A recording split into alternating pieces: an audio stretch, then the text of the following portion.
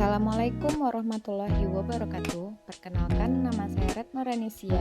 Saya akan melakukan diseminasi penerapan budaya positif di lingkungan sekolah dan pembuatan keyakinan kelas. Kepada Bapak Ibu, kami persilakan untuk berdiri.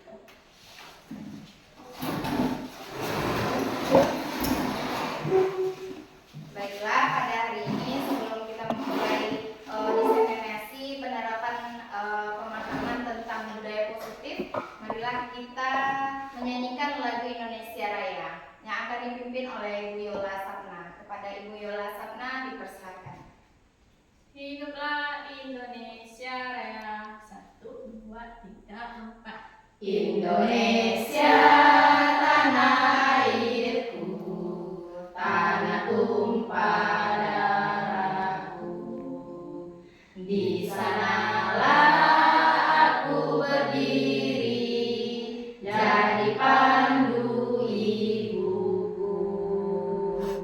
Indonesia kebangsaanku, bangsa dan tanah airku. Marilah kita berseru, Indonesia bersatu.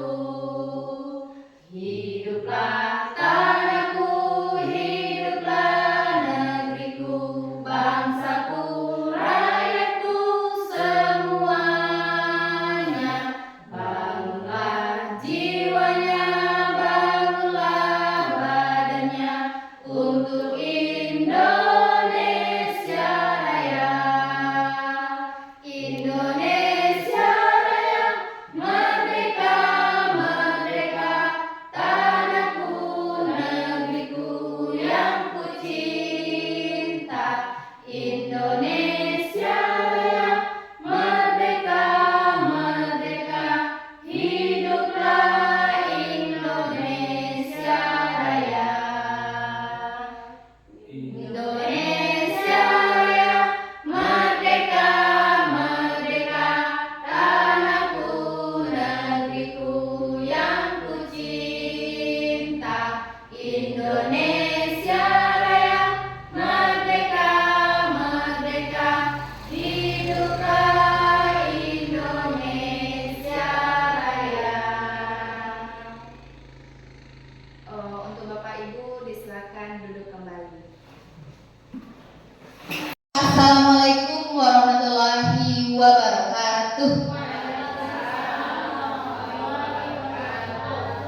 Puji syukur kita ucapkan kehadiran Allah Subhanahu wa Ta'ala yang telah melimpahkan rahmat dan berkatnya sehingga kita dapat hadir di sekolah yang kita cintai pada hari ini. Salawat beriring salam marilah kita hadiahkan kepada Nabi junjungan alam, Nabi Muhammad Sallallahu Alaihi Wasallam yang telah membawa kita dari zaman kebodohan menjadi zaman yang berilmu pengetahuan seperti saat sekarang ini. Dengan selalu mengucapkan Allahumma sholli ala Sayyidina Muhammad wa ala ali Sayyidina Muhammad, sehingga mudah-mudahan kita selalu mendapat syafaat dari beliau. Bapak Ibu yang saya hormati, rekan sejawat, majelis guru, dan Kepala UPTD SDN 020 Alai yang saya hormati. Sebelumnya izinkan saya mengucapkan terima kasih kepada Bapak Ibu rekan guru yang telah meluangkan waktunya untuk terus serta dalam mendukung pelaksanaan penyebaran pemahaman atau diseminasi yang merupakan rangkaian dari program guru penggerak yang sedang saya jalani. Bapak Ibu yang saya hormati, pada saat ini kita akan melaksanakan diseminasi yang nantinya akan menjadi refleksi terhadap sekolah kita pada saat ini tentang penerapan budaya positif. Baiklah Bapak Ibu, untuk tidak memperpanjang mukadimah, kita langsung saja ke acara. Mohon izin sebelumnya saya mau berpantun. Boleh Bapak Ibu? Boleh. Kurang semangat? Boleh Bapak Ibu? Boleh. Cahayu lilin bata buah bintang, lampunya galok ditarangkan. Untuk Bapak Ibu yang Allah datang, Assalamualaikum kami ucapkan.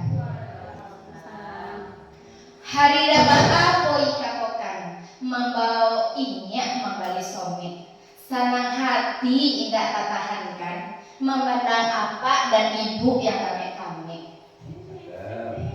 Sweet. Nah, kita masuk ke acara inti. Saya pada hari ini akan melakukan penyebaran pemahaman atau diseminasi tentang penerapan budaya positif. Perlu perkenalan lagi Bapak Ibu? Tidak kan? Sudah kenal kita sekalian. Konsep inti dari budaya positif yang pertama adalah perubahan paradigma belajar. Yang kedua adalah motivasi perilaku manusia. Disiplin positif, posisi kontrol guru, nilai-nilai kebajikan, keyakinan kelas, kebutuhan dasar manusia, dan yang terakhir segitiga restitusi. Kita akan mempelajari tentang pembelajaran dengan paradigma baru. Pembelajaran dengan paradigma baru merupakan pembelajaran yang dirancang berdasarkan prinsip pembelajaran berdiferensiasi, sehingga para peserta didik belajar sesuai kebutuhannya, berdasarkan tahap perkembangan sesuai teori psikologi modern untuk mewujudkan profil pelajar Pancasila. Miskonsepsi tentang teori kontrol. Yang pertama adalah ilusi bahwa semua penguatan positif, efektif, dan bermanfaat. Yang kedua, ilusi bahwa orang dewasa berhak memaksa. Yang ketiga, ilusi guru mengontrol murid. Yang keempat, ilusi bahwa kritik dan membuat rasa bersalah mampu menguatkan karakter. Ini adalah miskonsepsi, berarti ini yang tidak benarnya. Yang misnya berarti tidak benar, bahwa kita sebagai seorang guru selalu mengatakan ini adalah positif, efektif, dan bermanfaat, padahal kadang-kadang tidak bermanfaat untuk anak didik kita. Yang kedua, kadang-kadang kita sebagai seorang guru mengatakan ini adalah gunanya untuk mengontrol murid, padahal kadang-kadang dia berpikir tidak sama sekali. Nah, selanjutnya katanya ilusi bahwa orang dewasa berhak memaksa. Kadang-kadang kita sebagai seorang guru selalu memaksakan kehendak kita, padahal tidak terjangkau oleh dia. Begitu, dan yang keempat adalah bahwa kritik dan membuat rasa bersalah mampu menguatkan karakter. Kalau kamu tidak seperti ini, kamu tidak akan menjadi orang nantinya. Kadang-kadang kan kita selalu berkata seperti itu ya, Bapak Ibu. Nah, makanya inilah gunanya kita mengadakan penyebaran pemahaman agar mindset kita yang selama ini berubah. Mudah-mudahan ini akan ada manfaatnya. Selanjutnya, mengubah paradigma stimulus respon ke pendekatan teori kontrol. Stimulus respon, yang pertama, realitas kebutuhan kita itu sama. Yang kedua, semua orang melihat hal yang sama. Yang ketiga, kita mencoba mengubah orang agar berpandangan sama dengan kita. Perilaku buruk dilihat sebagai suatu kesalahan. Orang lain bisa mengontrol saya bisa mengontrol orang lain. Pemaksaan ada pada saat bujukan. Yang terakhir yaitu model berpikir menang atau kalah. Yang selanjutnya, teori kontrol, yaitu realitas atau kebutuhan kita berbeda. Yang selanjutnya, setiap orang memiliki gambaran yang berbeda. Kita berusaha memahami pandangan orang lain tentang dunia. Semua perilaku memiliki tujuan. Hanya Anda yang bisa mengontrol diri Anda. Anda tidak bisa mengontrol orang lain. Kolaborasi dan konsensus menciptakan pilihan-pilihan baru, model berpikir menang-menang. Nah, itu dia stimulus respon dan teori kontrolnya. Selanjutnya kita masuk ke disiplin positif. Disiplin berasal dari kata disiplina yang artinya belajar. Disiplin mengacu pada disiplin diri yang memiliki tanggung jawab terhadap apa yang dilakukannya berdasarkan nilai-nilai yang diyakininya. Yang kedua, disiplin positif merupakan salah satu cara penerapan disiplin yang bertujuan untuk menumbuhkan kesadaran serta memberdayakan peserta didik tanpa imbalan penghargaan, reward, ancaman, atau hukuman. Nah, ini Ini kira-kira Bapak Ibu yang kita kerjakan setiap hari. Kira-kira kita sudah menegakkan disiplin atau tidak? Dari dua fakta yang saya berikan, disiplin positif ini, kita sudah menerapkan disiplin atau tidak? Jawab jujur saja, kalau saya diri pribadi belum menerapkan disiplin positif. Karena kadang-kadang kita setiap apa yang berikan kepada anak murid kita selalu, nanti ibu kasih ini ya sebagai imbalan. Nanti ibu kasih ini ya, kalau kamu tidak buat PR, kalau kamu tidak buat latihan, kamu akan ibu berikan ini. Nah, sebuah ancaman. Kalau dia berupa sesuatu yang dia dapatkan, kita berikan reward. Sesuatu yang kita di bawah standar namanya, kita berikan hukuman. Nah, itulah kita ubah mindset kita sekarang. Nanti kita akan tahu disiplin positif ini bukan itu ya. Nah, jadi ini dia disiplin positif itu cara penerapan disiplin yang menumbuhkan kesadaran, bukan karena iming-iming, bukan karena imbalannya, bukan karena rewardnya, ataupun bukan karena hukumannya. Begitu kira-kira Bapak Ibu. Nah, selanjutnya, sebagai pendidik, tujuan kita adalah menciptakan peserta didik yang memiliki disiplin sehingga mereka berperilaku mengacu kepada nilai-nilai kebajikan universal dan memiliki motivasi intrinsik dalam merubah perilaku ke arah yang lebih baik. Ini tujuan kita sebagai pendidik. Intinya kita harus menciptakan peserta didik yang memiliki disiplin diri, bukan karena yang tadi, bukan karena rewardnya, bukan karena hadiahnya, bukan juga karena ancaman atau hukumannya. Selanjutnya ada nilai-nilai kebajikan.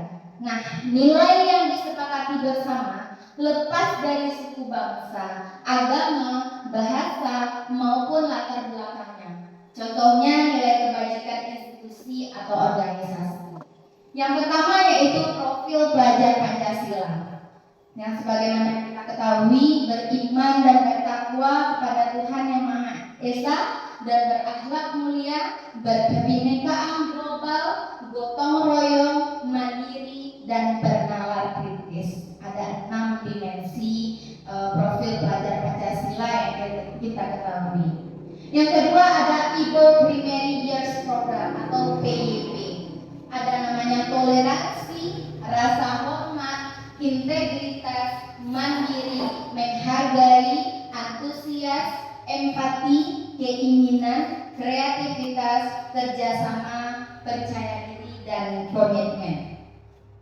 Yang ketiga, nilai kebajikannya itu namanya keterampilan hidup atau life skill.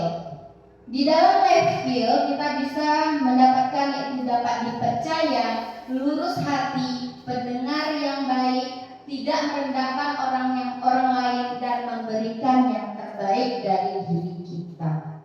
Inilah kira-kira nilai kebajikan yang ada pada diri kita dan nilai murid kita yang harus kita tumbuhkan.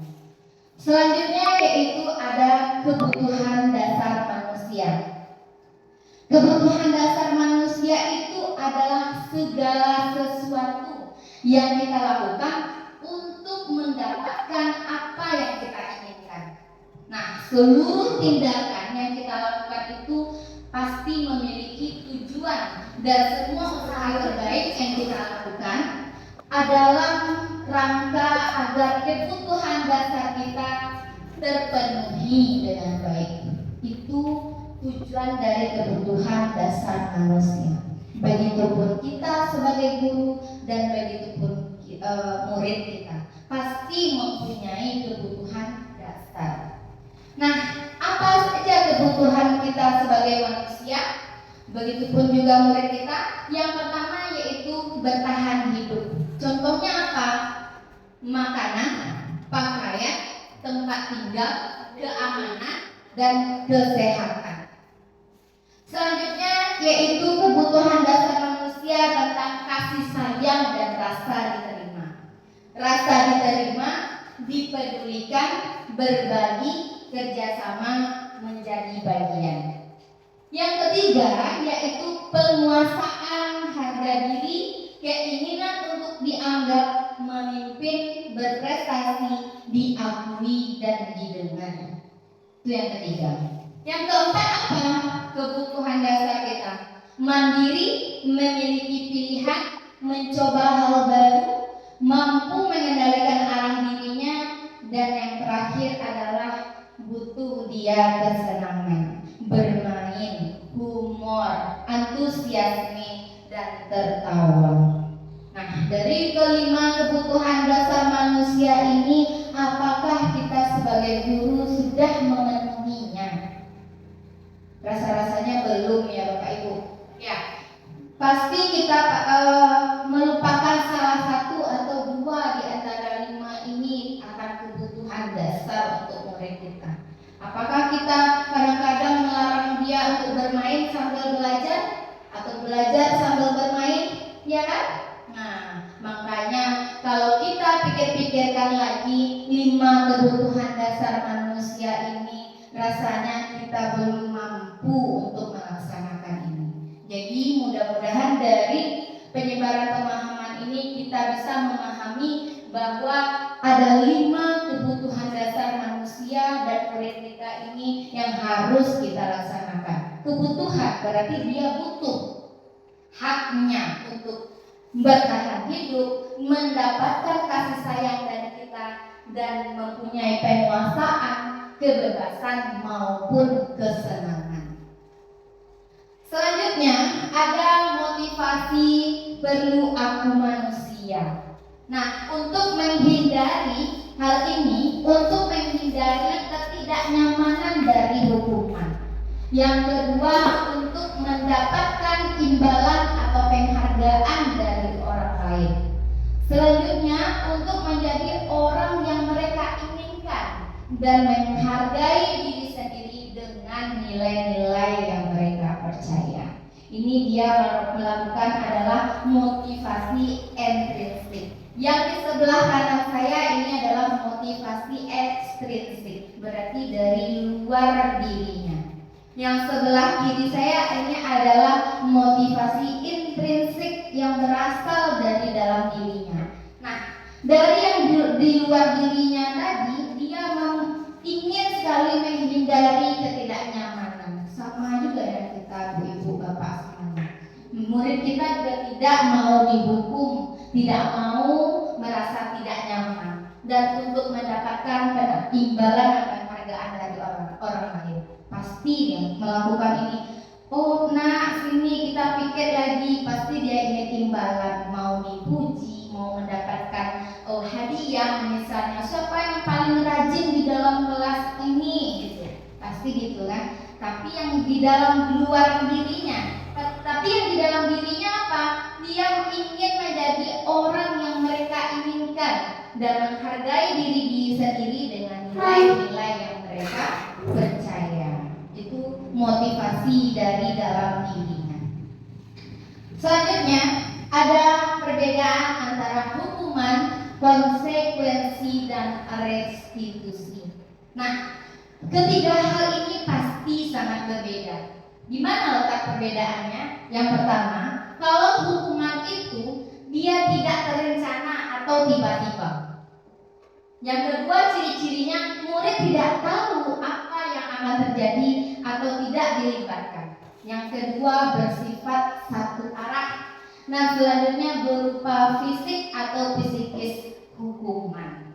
Itu dia berupa hukuman. Yang di tengah ini adalah namanya konsekuensi. Konsekuensi ini ciri-cirinya yaitu terencana, disepakati sesuai peraturan, murid tetap dibuat tidak nyaman. Yang terakhir, sikap guru memonitor murid. Nah, selanjutnya yang terakhir adalah restitusi. Yang restitusi ini ciri-cirinya yaitu proses menciptakan kondisi bagi murid untuk memperbaiki kesalahannya. Yang ciri-cirinya yang terakhir adalah Ibu dari yang ketiga ini, di mana yang paling bagus yang harus kita terapkan di sekolah kita ini? Mana? Hukumankah, konsekuensikah, restitusikah? Bu Putih di mana? Bu Putih? Restitusi. Bu Vera? Restitusi. Bu Rahmi? Restitusi juga. Kita sepakat kita mau menerapkan restitusi, ibu-ibu bapak semuanya? Sepakat. Nah, alhamdulillah mudah-mudahan kita bisa menerapkan restitusi ini di sekolah kita. Janganlah kita selalu hukum. Nah, nanti sampai di rumah dia, Bu, awak kan hukum di sekolah Bu. Mengadunya ke maknya, kalau nyo kan hukum. Janganlah kita hilangkan lagi kata hukuman itu. Karena sebagai yang kita tahu, hukuman itu adalah momoknya sangat berbahaya sebenarnya. Mentalnya, psikisnya, psikologisnya. Ya kan Bapak Ibu? Nah, jadi kita hilangkanlah kata hukuman ini. Contohnya, siapa yang terlambat di dalam upacara bendera berdiri 1 jam menghadap tiang bendera? Hukuman, konsekuensi atau restitusi, ibu-ibu bapak? Hukuman. Kalau yang kedua, misalnya, contohnya, siapa yang tidak piket, sebagaimana yang telah kita sepakati kemarin, kelas kita, siapa yang tidak piket, hari besoknya dia harus piket 2 kali lipat dari hari ini. Apa itu? Hukuman, konsekuensi atau restitusi, ibu? Konsekuensi, karena sudah disepakati sebelumnya. Nah, kalau misalnya contoh satu lagi, misalnya si Jafar, dia terlambat datang ke sekolah. Kita dipanggil oleh Bu Santi. Jafar, kamu kenapa terlambat? Karena ketiduran Bu, segala macamnya Bu. Dipanggil 4 mata berdua saja. Bu Santi dia panggilan ke dalam kelasnya saat teman-temannya sudah pergi, misalnya istirahat. Terus berbicara 4 mata Bu Santi, sehingga Bu Santi tahu Jafar itu ketiduran karena menolong ibunya berdagang di pasar sampai jam 11 malam misalnya. Kan miskonsepsi, jadinya kita kan salah anggap, dia terlambat, masalahnya begini begadang, main HP segala macam. Sehingga kalau kita lakukan pendekatan, sehingga Bu Santi tahu Jafar itu terlambat bukan karena dia main HP, karena menolong ibunya yang berdagang di pasar. Nah, kalau kasus seperti itu, apa kira-kira? Hukuman, konsekuensi, atau restitusi? Restitusi, karena kita menciptakan kondisi murid untuk memperbaiki kesalahannya. Dan prosesnya pasti kolaboratif. Kalau tidak mempan kita berdua saja dengan murid, kita panggil orang tuanya untuk menggali bagaimana kita validasi untuk bagaimana ini anaknya sebenarnya. Begitu. Sepakat Bapak Ibu semuanya? Kita mudah-mudahan habis ini menerapkan restitusi. Sepakat. Alhamdulillah. Selanjutnya ini ada 5 posisi kontrol. Nah, 5 posisi kontrol kita sebagai seorang guru. Nah, ada posisi kontrol kita sebagai penghukum, ada posisi kontrol kita sebagai pembuat rasa bersalah, ada juga sebagai teman, ada sebagai pemantau, dan ada juga sebagai manajer. Nah, ini adalah 5 posisi kontrol kita sebagai seorang guru. Nah, apa contohnya? Nih dia yang saya bicarakan tadi. Si penghukum katanya hormat pada bendera selama 1 jam. Penghukum kan Bapak Ibu, ya kan? Nah, selanjutnya pembuat rasa bersalah, contohnya ini. Berapa kali ibu harus memberitahu kamu? Kamu selalu saja mengecewakan ibu. Kita buat dia merasa bersalah atas kesalahannya. Iya begitu Bapak Ibu. Nah, ini namanya posisi kontrol pembuat rasa bersalah. Selanjutnya ada posisi kontrol sebagai teman. Ayo dong ikuti aturan sekolah. Tolong bantu ibu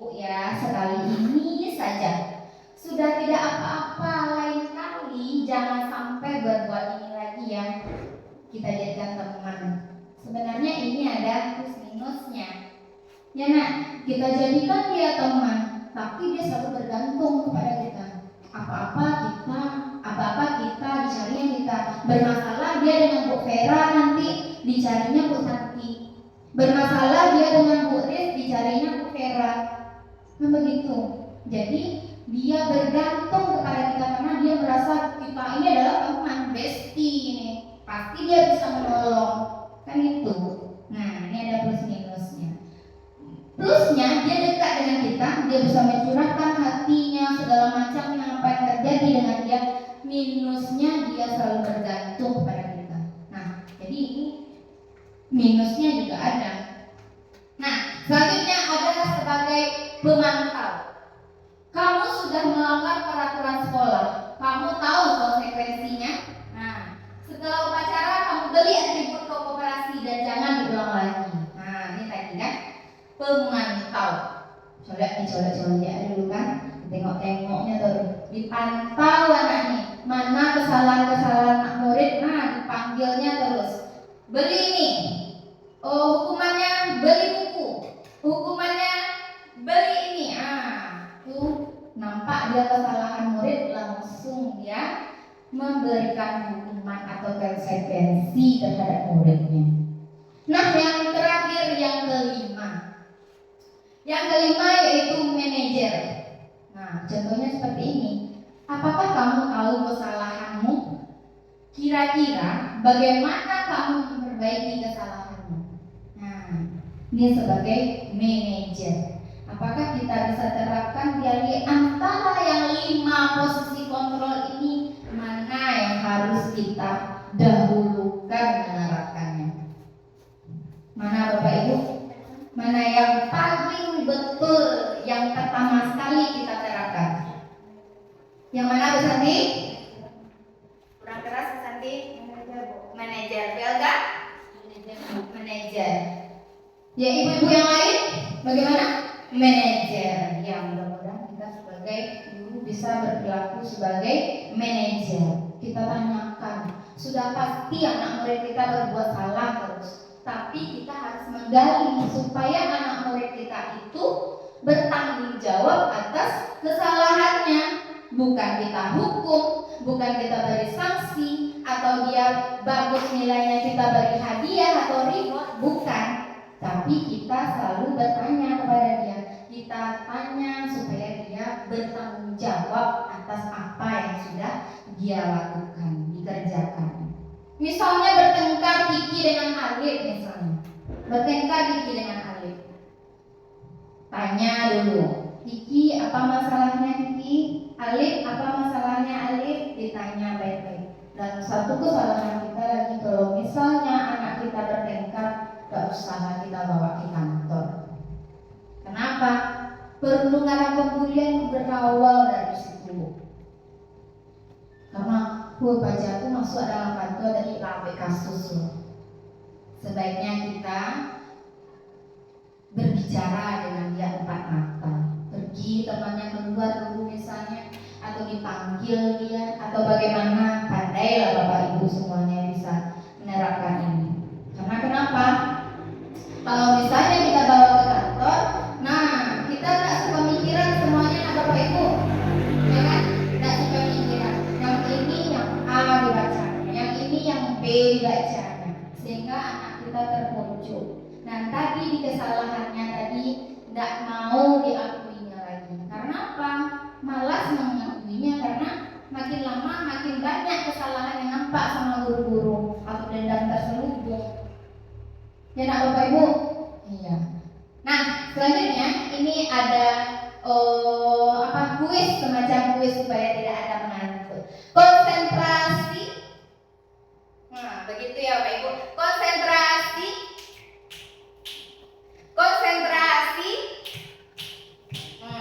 Sudah refresh dikit Bapak Ibu. Refresh dikit ya. Ini kira-kira siap. Ini kadang-kadang saya ini kalau seperti ini kuis boleh lah ya diberi hadiah. Hadiahnya sama dengan anak TK, dapat bintang. Nah, siapa yang betul jawaban ini ya? Posisi kontrol apakah aku Saya sekecewa sekali dengan kamu. Kira-kira dari 5 posisi kontrol tadi, si pemantau, pembuat merasa bersalah, jadi teman, manajer, siap mana di antara yang 5 ini adalah posisi kontrol yang mana? Cuma bersalah. Apa Bu Vera? Pembuat rasa bersalah. Apa Bu Vera? Membuat rasa bersalah. Pembuat rasa bersalah. Sepakat semuanya ini adalah pembuat rasa bersalah. Iya. Nah, coba kita tengok jawabannya. Oh, belum ya. Kecewa aku denganmu gitu. Iya kan? Bestie dia, teman dia. Ya Bapak Ibu. Nah ini rasa posisi kontrol sebagai teman. Selanjutnya pertanyaan kedua, kamu tidak benar melakukannya. Di antara kelima posisi kontrol tadi mana dia ini ya? Kamu tidak benar melakukannya. Kamu tidak benar melakukannya. Oh, banyak cara penekanan kata-kata kalimat. Mana ya kira-kira? Pemantau, rasa bersalah, teman, rasa bersalah, Boris? Rasa bersalah. Oh, pemantau. Anda belum beruntung. Coba lagi, Boris. Oke, selanjutnya. Apa rencanamu untuk menyelesaikan masalah ini? Apa Bu Pipi? Manajer. Wes, tepuk tangan untuk Bu Pipi. Manajer. Dapat bintang Bu Pipi, 1 bintang. Ini bukan sebagai reward ya Bu Pipi. Bisa dicairkan, boleh dibeliin. Nah, selanjutnya ada yang keempat. Ayolah lakukan demi Bapak Ibu. Ayolah lakukan ini demi Bapak Ibumu, Bapak Ibu guru. Ayo, apa ini? Memantau, teman, rasa bersalah, apa lagi tadi? Manajer kah? Apa nih? Teman. Apa Bu Vera? Saya teman. Teman. Oh, tepuk tangan untuk Bu Vera. Dapat bintang Bu Vera. 2 keluar bintang hari ini. Silakan dicairkan ya Bu Vera. Oke, Bu. Selanjutnya, kamu tidak akan pernah mendapat nilai jika tidak mengerjakan tugas. Akan kamu dapat nilai karena tidak mengerjakan tugas ini. Apa kira-kira? 5 posisi kontrol yang mana ini kira-kira? Tidak akan dapat nilai kamu Elga kalau tidak mengerjakan tugas. Nah, kan kayak gitu kita biasanya. Apa? Ada posisi kontrol yang pertama, pemantau, pembuat rasa bersalah, manajer, teman, penghukum. Siapa? Penghukum. Nah, coba kita lihat ya.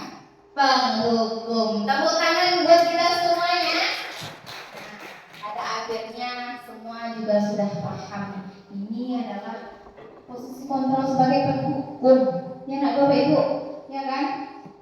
Nah, selanjutnya kita masuk ke topik selanjutnya yaitu keyakinan kelas. Nah, mengapa keyakinan kelas? Mengapa bukan peraturan kelas? Nah, sebagaimana yang kita ketahui, selama ini pasti kita membuat peraturan kelas. Ya, Bapak Ibu, ya kan? Nah, yang kita bikin adalah peraturan kelas. Nah, sekarang ada istilah baru namanya keyakinan. Keyakinan kelas. Nah, keyakinan kelas itu apa? Nah, keyakinan kelas itu berbeda dengan peraturan kelas. Nah, keyakinan kelas itu apa? Bersifat abstrak, berupa pernyataan universal, dibuat dalam pernyataan positif, sedikit saja agar mudah diingat, sesuai dengan kondisi kelas dan sekolah, sehingga mudah diterapkan. Semua warga sekolah atau warga kelas dilibatkan dalam membuat keyakinan kelas. Ini dia yang namanya keyakinan kelas. Mirip dengan peraturan yang selama ini kita buat, tetapi perbedaannya ini. Nah, keyakinan kelas itu bersifat abstrak. Apa Artinya apa? Nggak susah-susah diingat sama anak. Kita yang dibuat oleh mereka sendiri, bukan kita yang membuat. Dia mengeluarkan pendapatnya, seperti dia membuat keyakinan kelas seperti ini. Oh, kamu mau kelasmu seperti apa? Kelas yang kamu idam-idamkan, yang kamu inginkan, yang kamu ingin capai di kelasnya apa? Kelas yang bersih, Bu. Nah, berarti dia menjaga kebersihan keyakinan kelasnya. Selalu menjaga kebersihan. Nah, itu dia keyakinan kelas. Keyakinan kelas ini sifatnya, kata-katanya atau kalimatnya positif, bukan negatif. Kata-kata tidak dilarang itu tidak dipakai di dalam keyakinan kelas. Kan sifat utama inilah kita mengatakan peraturan kelas 4 misalnya. Tidak boleh membuang sampah sembarangan. Kan begitu nak Bu Pipi? Nah, tidak boleh membuang sampah sembarangan. Kata-kata di awal adalah kata tidak. Nah, kata tidak dipakai atau dilarang untuk dipakai untuk pembuatan keyakinan kelas. Itu bedanya dengan peraturan kelas. Keyakinan kelas kata-katanya selalu positif. Selalu positif, tidak boleh diawali dengan kata negatif. Tidak, dilarang. Nah, itu kan negatif. Kalau positif apa? Selalu, menjaga, membersamai, ya kan? Nah, itu dia. Kita mulai angsur-angsur membuatnya untuk tahun pelajaran depan. Kita sepakati keyakinan kelas kita masing-masing besok. Ya Bapak Ibu, nanti kita tempelkan di kelas kita masing-masing.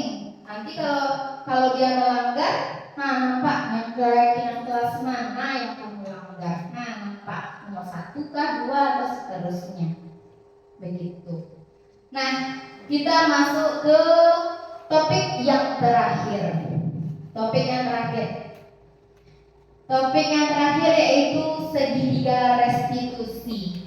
Nah, segitiga restitusi itu adalah suatu proses dialog yang dijalankan oleh guru agar dapat menghasilkan murid yang mandiri dan bertanggung jawab. Nah, di dalam segitiga restitusi ada 3 tahapan. Yang pertama, validasi tindakan yang salah. Yang kuning Ibu. Yang kedua, menstabilkan identitas. Yang ketiga adalah menanyakan keyakinan. Nah, yang mana itu? Coba kita lihat. Nih, saya ada video penanaman contoh penerapan segitiga restitusi.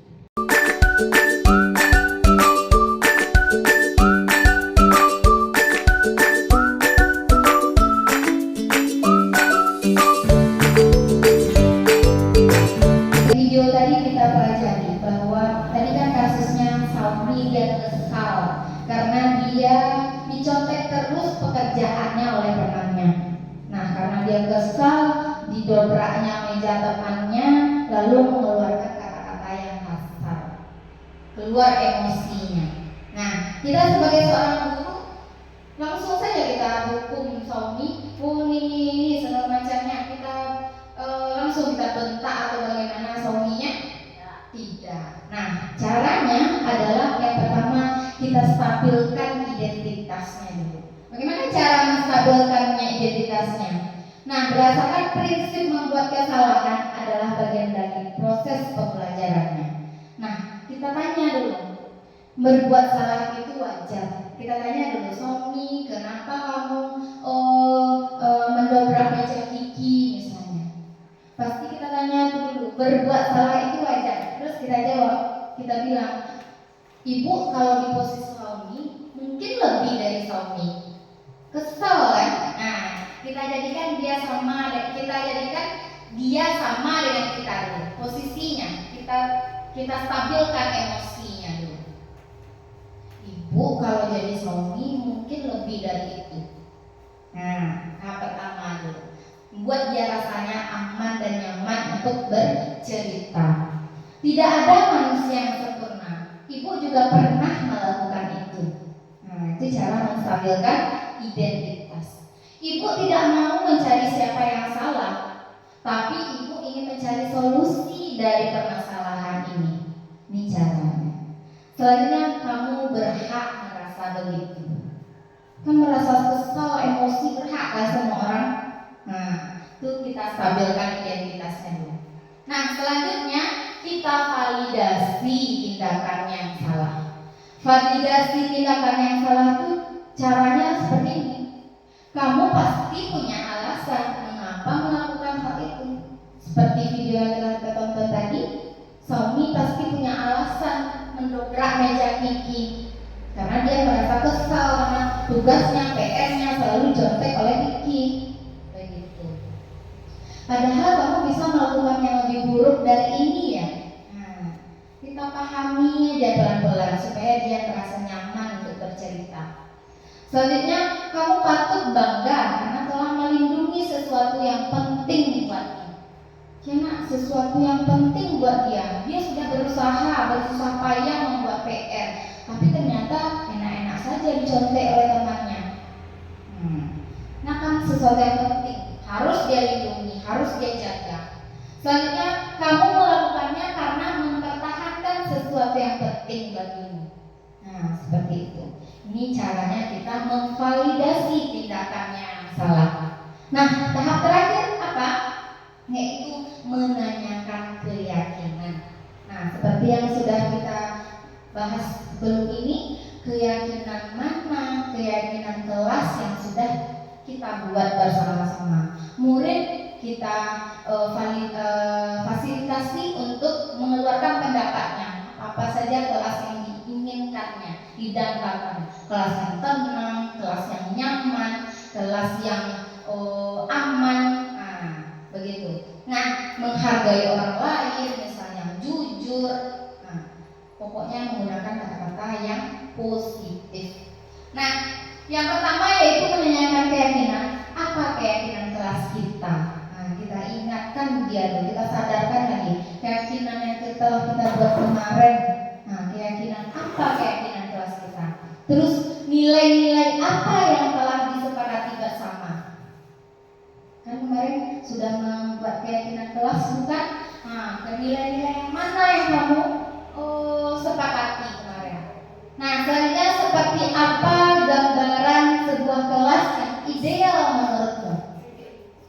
Gambaran sebuah kelas yang ideal menurutmu seperti apa? Kelas yang nyaman, kelas yang aman dari orang-orang yang tidak mencontek, ya, kan gitu. Aman misalnya menaruh barang-barang, biar misalnya kalau membawa apapun tidak hilang satu pensil atau pena pun kadang-kadang kan mereka mengadunya dengan kita. Ya Bapak Ibu, nah tuh pasti dia ingin kelas yang aman dan nyaman. Nah, selanjutnya kamu ingin menjadi orang seperti apa? Kita tanyakan lagi. Orang seperti apa yang kamu inginkan? Kamu ingin jadi orang seperti apa? Orang yang bisa menghargai orang lain, Bu. Mendobrak-dobrak meja itu apakah menghargai orang lain? Tidak kan? Walaupun yang mencontek tugas kita, tapi tidak seharusnya kita mendobrak-dobrak mejanya atau berkata kasar kepadanya. Bisa saja kita bertanya baik-baik kepada dia, sehingga teman kita bisa menghargai dan menghormati kita juga, minta izin sebelum melakukan sesuatu. Begitulah Bapak Ibu. Itu yang terakhir adalah menanyakan keyakinan. Nah, ini adalah sesi terakhir yaitu penutup.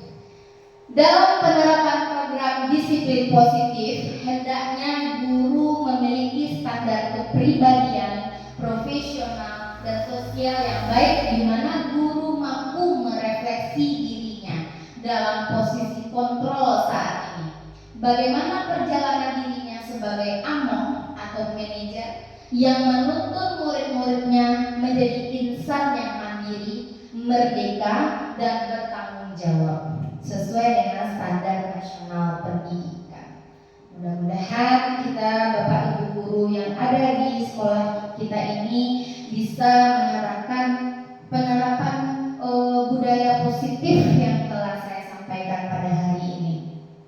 Misalnya kalau ada lagi pertanyaan, kritik dan saran, masih ada? Oh iya. Bu Yola mau bertanya?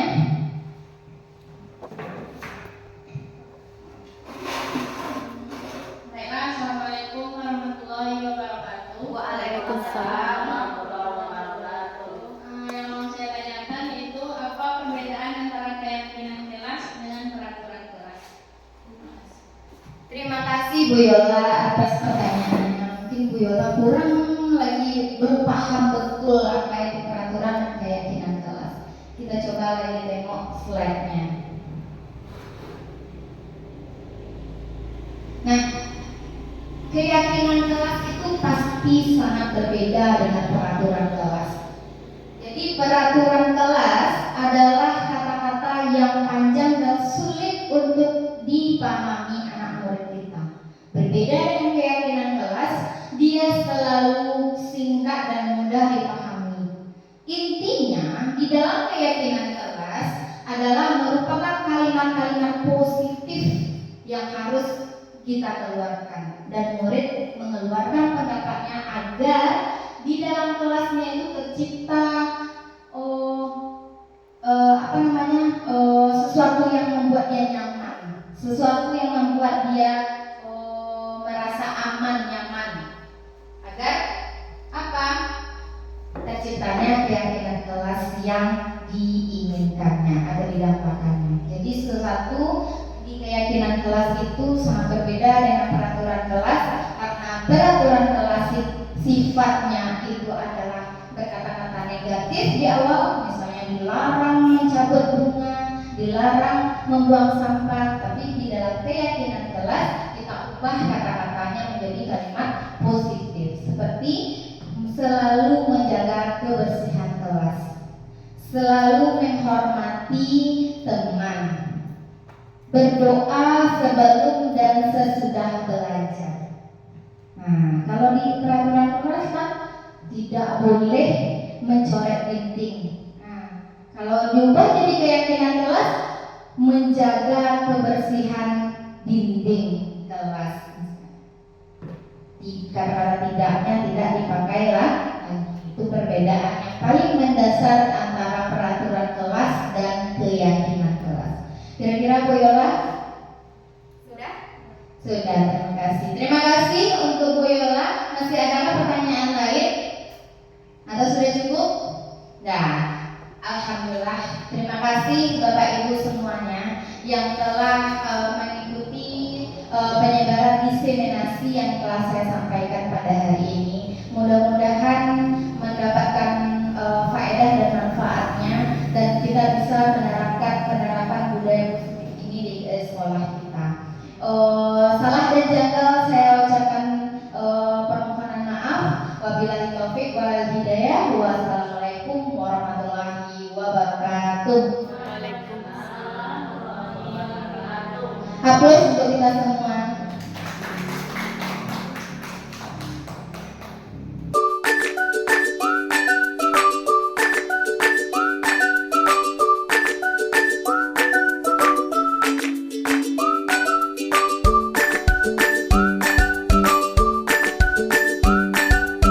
Warahmatullahi wabarakatuh. Waalaikumsalam warahmatullahi wabarakatuh. Bagaimana kabarnya anak-anak ibu hari ini? Baik, alhamdulillah, luar biasa. Allahu Akbar. Mantap, ini 2 jempol untuk anak-anak ibu semuanya pada hari ini. Nah, sesuai dengan apa yang telah ibu katakan kemarin, kita akan membuat tentang keyakinan kelas.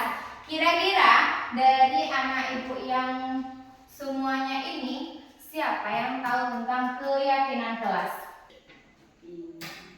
Diinginkan atau diimpikan dari kelas kita. Sesuatu yang kamu dambakan yang ada di kelas kita ini. Nah, sesuatu yang kamu harapkan yang ada di kelas kita ini. Sesuatu yang kamu inginkan tercipta kelas kita ini. Paham? Kira-kira kalau ditanyakan, Bu, adakah perbedaan antara keyakinan dengan peraturan kelas? Kira-kira ada bedanya tidak? Berbeda. Nah, apa bedanya kira-kira? Siapa tahu? Ada yang tahu? Kalau keyakinan itu kira-kira bagaimana? Apa? Yang diimpikan, sesuatu yang diimpikan, kira-kira itu positif kah atau negatif? Positif. Tepuk tangan untuk kita semua dulu. Konsentrasinya tepuk 1, 2, 3 tepuk jempol. Mantap. Iya, tepuk tangan untuk kita semua. Nah, kita balik ke topik kita, yaitu tentang keyakinan kelas. Nah, keyakinan kelas itu lah dibuat untuk menciptakan sesuatu yang positif di kelas kita ini, sesuatu yang kita dambakan di kelas kita. Kita tuh inginnya kelas kita tuh yang bagaimana enggaknya, supaya kita tuh merasa aman, nyaman, ya nak?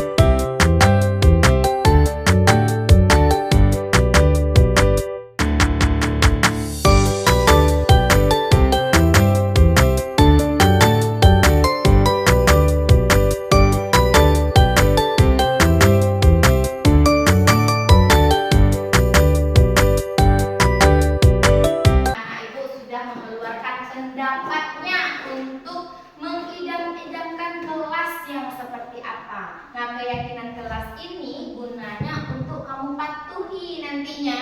Nggak kita langgar, ya kan? Kita nggak tahu kan siapa yang nomor 1 tadi.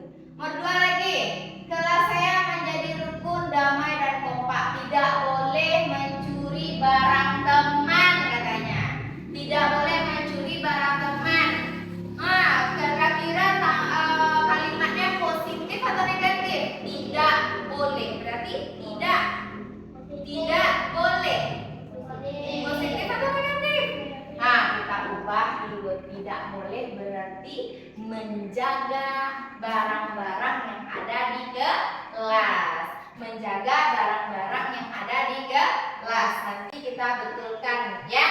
Nah, silakan kamu catat nanti yang betulnya, nanti kita tempel lagi yang sebelah sini. Ini keyakinan kelas yang benarnya sebelah sini. Oke? Nah, dah. Jadi kata-kata tidak boleh dipakai. Berarti kalau tidak boleh berarti menjaga. Ya nak, tidak boleh mencuri barang teman. Tidak itu tidak boleh dipakai kalau dia merupakan keyakinan kelas. Jadi apa yang dirubah kalimatnya? Menjaga barang-barang yang ada di dalam kelas. Selanjutnya, kelas menjadi bersih, tidak mencoret dinding dan tidak bertengkar. Ini kira-kira betul atau salah? Nah, betul tapi kurang tepat karena juga menggunakan kata tidak. Apa nanti kamu rubah? Silakan dicatat ya kata-kata yang betulnya. Nah, kelas menjadi bersih. Nah, itu apa itu? Bertanggung jawab dengan apa yang kita lakukan. Nah, bertanggung jawab dengan apa yang kita lakukan. Betul atau salah kalimatnya? Betul. Tepuk tangan buat yang ini. Bertanggung jawab dengan apa yang kita lakukan. Contohnya apa? Membuat tugas apa yang disuruh oleh guru. Nah, bertanggung jawab kita. Kata ibu 10 menit selesai ya.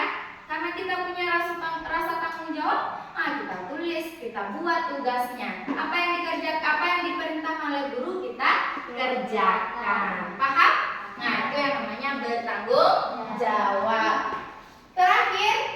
ingin kelas saya menjadi aman dan tidak ada teman yang berbohong. Nah, kalau berbohong kalimatnya positif atau negatif? Nah, negatif apa Fania? Negatif apa Marcelo? Negatif. Kalimatnya menjadi negatif. Kalau dari lawan dari berbohong apa? Jujur. Berarti semua anak ibu harus jujur. Jadi keyakinan kelasnya diganti dengan jujur. Pintar. Nah, sekarang tugas kamu adalah membuat yang kalimat positifnya lagi.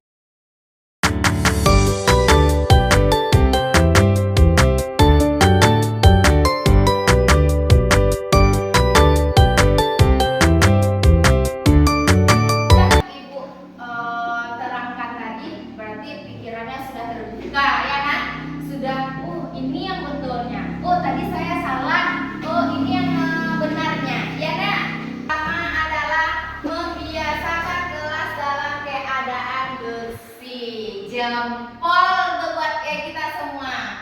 Nah, berarti kamu sudah berubah mindsetnya. Tadi kata-katanya tidak boleh, dilarang ini, dilarang itu. Jadi katanya diganti dengan membiasakan. Membiasakan kelas dalam keadaan bersih. Nah, selanjutnya yang kedua, mengutamakan keselamatan dan kesehatan. Pintar.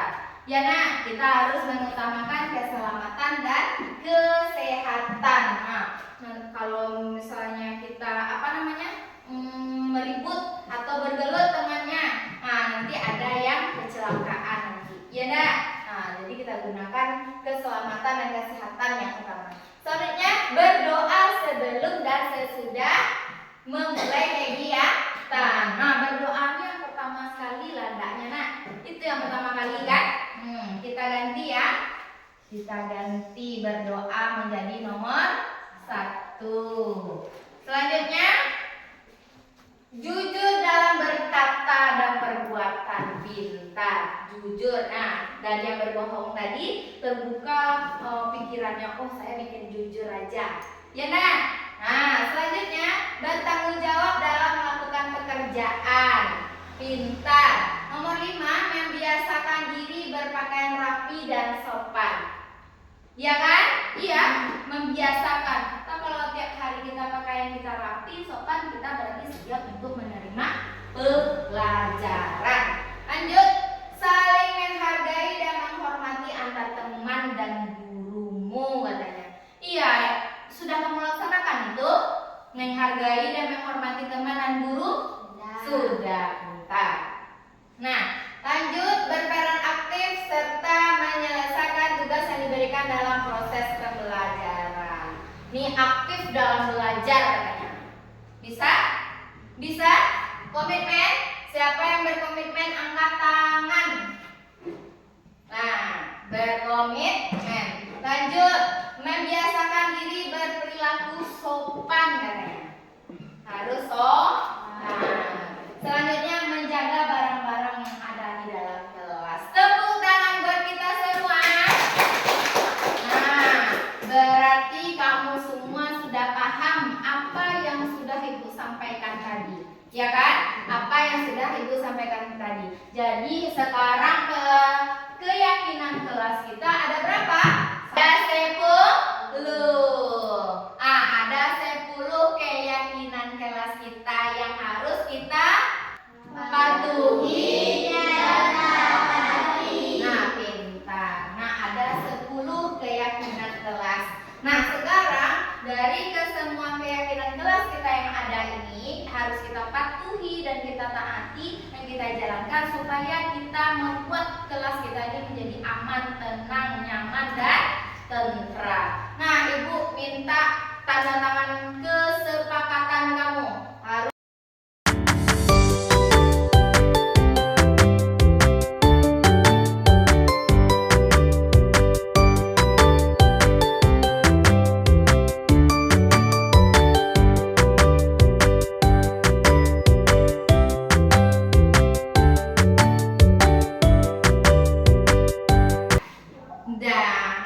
jadi inilah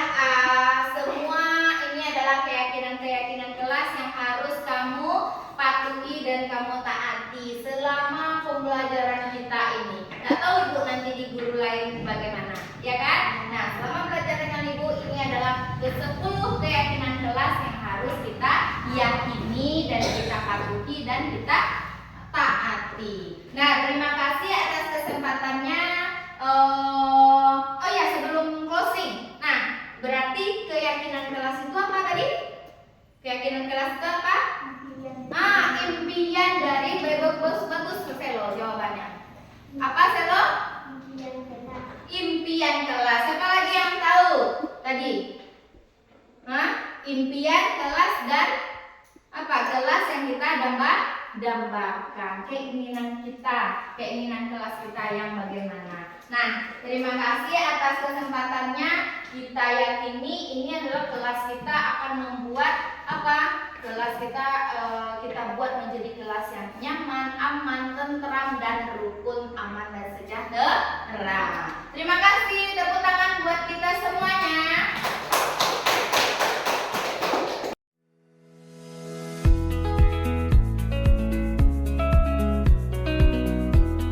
Senang dan semangat sangat penting.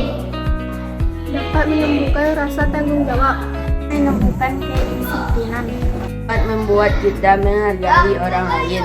kita menjadi orang yang lebih baik.